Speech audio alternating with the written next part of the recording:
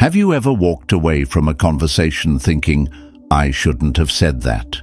In a world that rewards quick replies and louder voices, silence can feel like weakness. But the Stoics saw it differently. To them, silence wasn't retreat. It was mastery.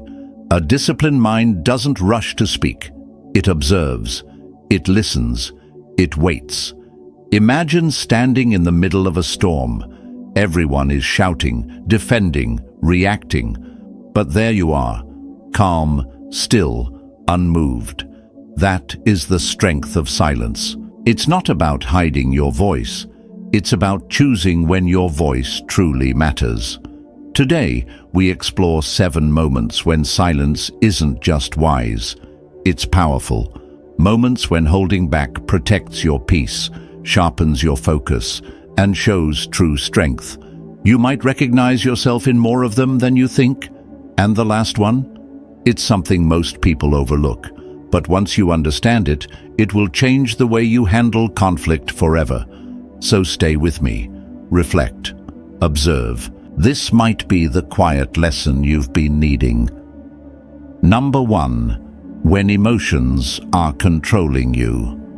One of the most powerful moments to choose silence is when your emotions are louder than your reason.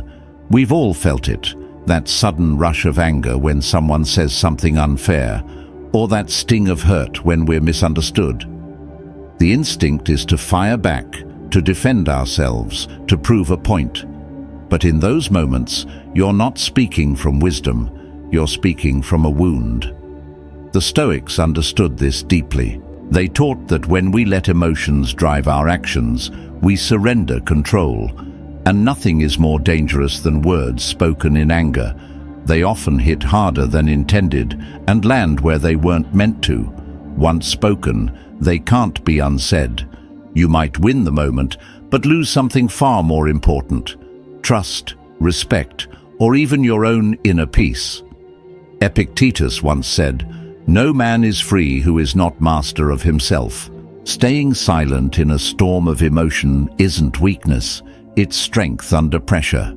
It's stepping back instead of lashing out. It's giving yourself the dignity of a second thought before saying something you'll regret. Let me share a story.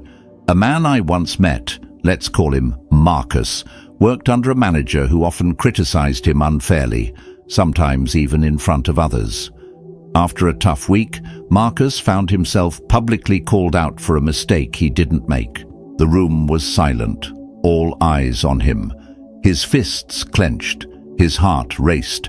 Every part of him wanted to shout back, but instead he took a slow breath and said nothing. Later that day, after the heat of the moment had passed, Marcus asked for a private meeting. Calmly, he explained his side, brought clarity to the situation, and even suggested a better process to avoid similar issues. His silence in the moment of confrontation didn't make him look weak. It made him look composed, professional, and trustworthy. His manager not only respected his response, but eventually relied on him more than ever. So how do we practice this kind of restraint? First, pause. When your emotions flare, that's your signal to breathe, not speak. Second, ask yourself, will this matter tomorrow? In most cases, it won't. And third, remember the power of silence. Not every attack needs a counter. Not every insult deserves your energy. The truth is, silence gives you space to think, to reflect, to respond with intention rather than impulse. It's a quiet kind of strength, the kind that builds character rather than chaos. Master your emotions, and you begin to master your life. And sometimes, the first step is simply staying silent, until your wisdom, not your rage, is ready to speak. Number 2, when someone wants to provoke you. There are moments in life when silence becomes your strongest defense, especially when someone is trying to get under your skin. You've felt it before, a sarcastic comment in a meeting, a passive-aggressive jab during a conversation, or someone pushing your buttons just to see you lose your cool. Their goal isn't truth, it's reaction. And the moment you take the bait, you've given them exactly what they wanted: control. The Stoics warned us about this. Marcus Aurelius once said, "The best revenge is not to be like your enemy." That's not just a quote, it's a strategy. When someone acts out of pettiness, ego, or insecurity, responding in kind only mirrors their weakness. But when you stay silent, when you hold your ground without lowering yourself, you rob them of their power. People who provoke often feed off conflict. They thrive on your reaction. Your frustration becomes their fuel. But what happens when you don't react? When you meet their fire with calm, you shift the dynamic entirely. You're no longer dancing to their tune. You become untouchable. Let me tell you about Olivia, a woman I once met during a leadership seminar. She worked with a colleague who constantly tried to sabotage her. Subtle interruptions during meetings, backhanded compliments, whispers of criticism masked as feedback. One day, during an important presentation, this colleague tried again, interrupting her mid-sentence with a smug remark meant to shake her confidence. But Olivia didn't flinch. She paused, looked at him, and simply said nothing. She turned back to her audience and continued with grace. That moment of silence, measured, intentional, and powerful, spoke louder than any defense. It was the turning point. The room saw the truth without her having to explain it. That's what silence can do. It lets the noise reveal itself. So how do you apply this in your own life? Start by recognizing the game. If someone is clearly baiting you, ask yourself, what do I gain by responding? Most of the time the answer is nothing. Then embrace silence, not as a retreat, but as a statement. Let them expose their own intentions. And finally, hold on to your inner calm. Real strength isn't about having the last word. It's about knowing you don't need to. In the end, the person who cannot be provoked holds the true power, not because they lack emotion, but because they've mastered it. So the next time someone tries to drag you into their chaos, choose silence. Watch how quickly they lose interest when you don't play their game. Number 3, when the other person isn't listening. Few things are more exhausting than trying to explain yourself to someone who's already decided not to hear you. You speak with clarity, maybe even with kindness, but their mind is closed, their ears are shut, and their only goal is to win, not understand. It's like shouting into the wind. You give, but nothing comes back. In moments like these, the wise know when to stop speaking. Because here's the Stoic truth. Logic is wasted on ears that refuse to listen. You could offer the most reasoned argument, the clearest facts, the calmest delivery, but if the other person is only waiting for their turn to speak, or worse, only arguing to feed their ego, then your effort becomes an offering to futility. Seneca captured it best when he said, "Arguing with a fool proves there are two." The longer you try to convince someone unwilling to be convinced, the more you entangle yourself in their chaos. Silence, in contrast, does something remarkable.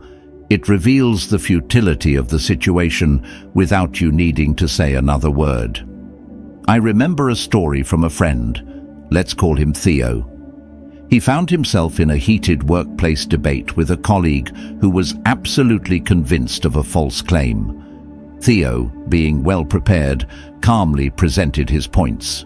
He cited evidence, gave examples, even invited open discussion, but his colleague wasn't listening. He was only defending. The more Theo explained, the more twisted the conversation became. Then Theo stopped. Mid-discussion, he simply smiled, nodded once, and said nothing more. The silence stretched. His colleague grew agitated, looking for something to push against. But there was nothing left to fight. Eventually, the conversation ended, not with a dramatic conclusion, but with the quiet dignity of someone who knew when to walk away. That's the lesson. So how do you know when to choose silence? First, pay attention. If you're repeating yourself and the other person keeps talking in circles, it's not a conversation, it's a performance. Second, use your silence as a mirror. Let their unwillingness echo back to them. And third, protect your peace. Just because someone demands your energy doesn't mean they deserve it. Remember, you don't have to prove your wisdom to someone who's not willing to see it. Sometimes, the most powerful message you can send is your silence, because it says, "I value my peace more than this argument." In the end, not every conversation is worth finishing. Some are better left with a quiet nod and the wisdom to walk away. Number 4. When the truth will only cause unnecessary harm. We're often told that honesty is always the best policy, but the Stoics taught us to look deeper, not just at what we say, but why we say it. Because the truth, when used carelessly, can become a blade. And not every blade needs to be drawn. There are moments in life when speaking the truth serves no purpose but to wound. It doesn't bring clarity. It doesn't spark growth. It only causes pain, needless, preventable pain. In those moments, choosing silence isn't avoidance. It's discipline. It's compassion wrapped in wisdom. Epictetus once said, "Only speak if what you have to say is better than silence." That's a powerful filter. If your truth doesn't build, enlighten, or heal, what's it really for? Truth is not a weapon to be used in the heat of ego. It's a tool. And like any tool, it must be used with care, at the right time, in the right way. Let me share a story. A friend of mine, let's call him Adrian, was at a family dinner when a relative asked for his honest opinion on a deeply personal matter. Adrian knew the truth could be harsh. Yes, he had thoughts. But would speaking them in that moment help? Would it bring growth or just shame? He paused. He chose not to respond directly. Instead, he listened. Later, in a quieter setting, he offered gentle guidance, truthful but wrapped in kindness. And because he waited, the message was received, not resisted. He preserved both the truth and the relationship. This is Stoic wisdom in action. It's easy to speak your mind. It takes strength to measure your words. Not every opinion needs to be shared. Not every truth needs to be delivered raw. Sometimes silence is the bridge that keeps connection alive. So how do you know when to hold back? First, check your intent. Are you speaking to help or just to be right? Second, consider the timing. Even truth, when spoken at the wrong moment, can do more harm than good. And finally, embrace silence as a valid response. You don't owe everyone your opinion, especially when it risks causing harm without benefit. At the end of the day, wisdom isn't just about what you know. It's about how and when you express it. If your words won't improve the moment, let them rest. Sometimes the greatest form of respect for others and for yourself is choosing to remain silent. And if you've stayed with me this far, I'd love to hear your thoughts. Drop a comment, share a moment where silence served you better than speech, and don't forget to like this video if it resonated with you. Your support helps bring more of this Stoic insight to life. Thank you for being here. Number 5. When someone is trying to manipulate you. One of the most powerful moments to stay silent is when you realize someone is trying to manipulate you. Manipulators are rarely loud or aggressive. They're subtle. They twist words, plant seeds of doubt, and create confusion disguised as concern. They know how to play with guilt, how to make you feel responsible for their choices, and how to turn your explanations into weapons. But here's the Stoic truth. Manipulation needs your participation. It needs your reaction, your defense, your justification. The more you explain, the more material they have to bend to their advantage. That's why silence isn't just protection, it's power. Marcus Aurelius wrote, "Silence is the safest reply to deceit." And it still rings true today. When you stay silent in the face of manipulation, you deny the manipulator what they crave most: control. You refuse to enter the game, and that refusal breaks their strategy. Let me share a story. A woman I once coached, let's call her Clara, worked with a colleague who had a habit of offloading tasks onto others under the disguise of friendship. "I thought you were the only one I could count on," he'd say. Or worse, "If you don't help, I might lose this client. But it's okay, I'll just figure it out." Subtle pressure. Guilt masked as vulnerability. At first, Clara would explain. She'd politely say she was too busy, offer compromises, even take on extra work out of discomfort. And every time, her words were turned back on her. Then one day, something changed. When the guilt came again, she said nothing. No argument, no excuse, just silence, and a calm return to her own priorities. The result? Her colleague floundered. Without her engagement, his manipulation fell flat. She had taken back her power without ever raising her voice. So, how do you apply this wisdom? First, recognize the pattern.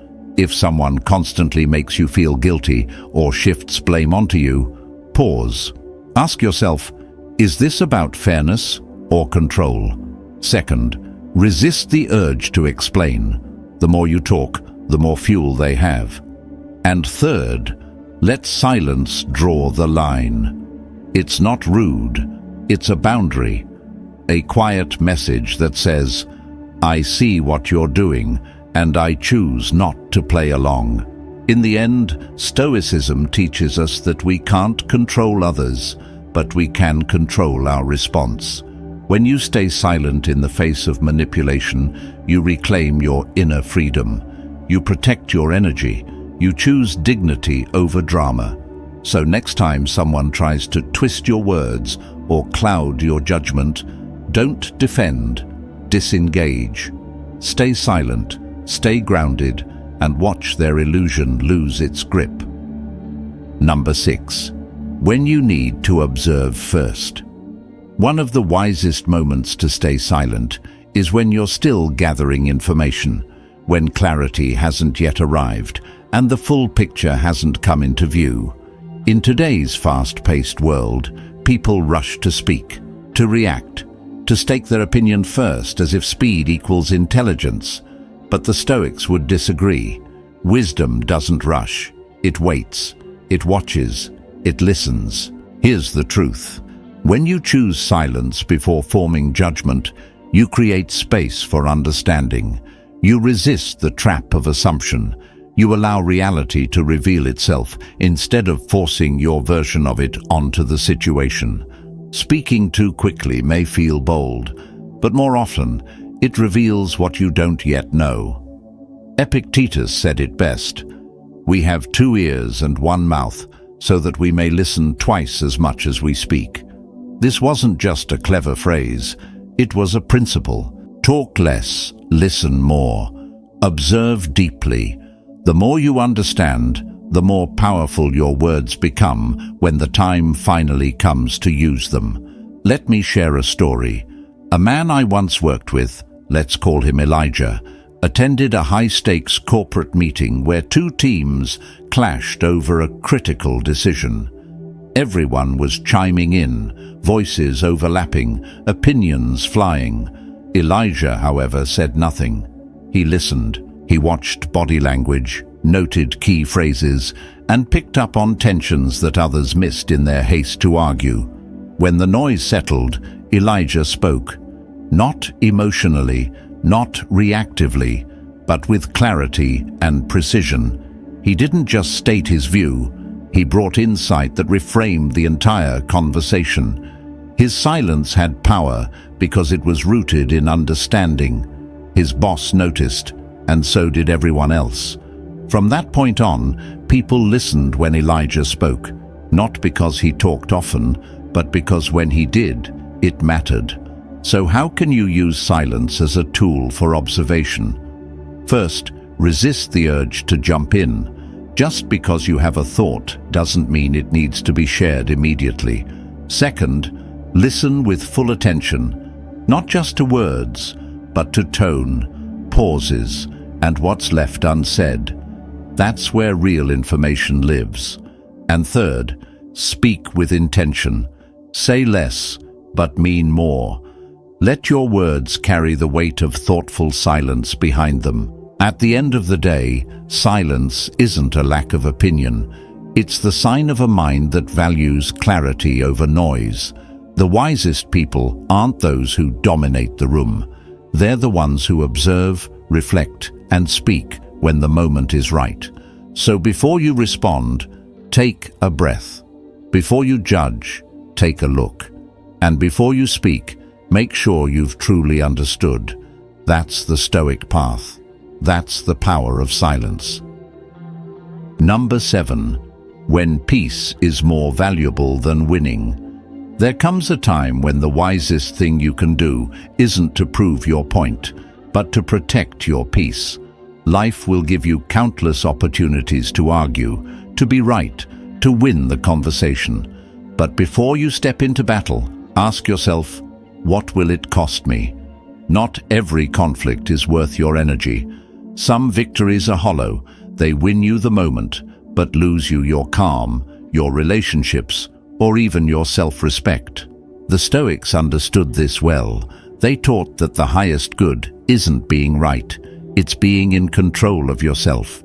And sometimes that means walking away in silence rather than fighting to be heard. Seneca said, "He who controls his tongue controls his destiny." That's not just poetic, it's practical. When you stay silent in the face of provocation, you're not giving up.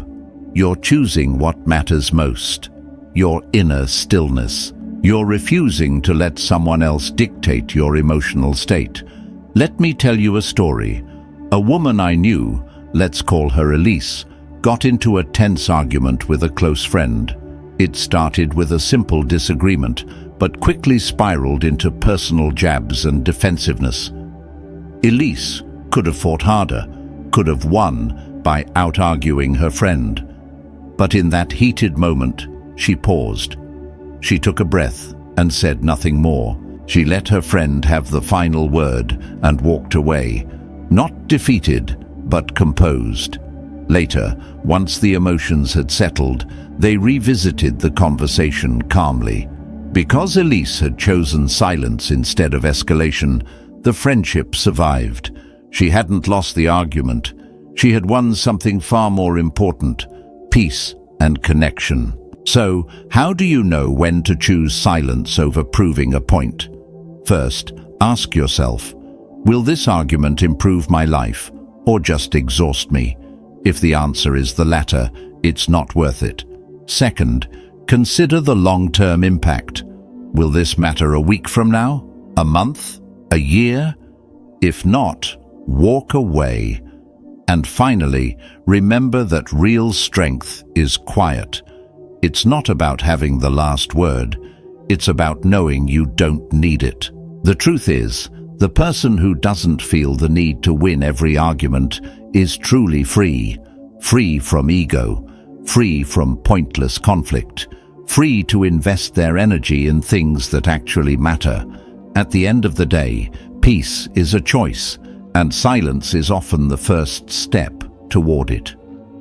So, next time you're tempted to fight just to be right, pause, breathe, and ask yourself, is this worth disturbing my inner stillness?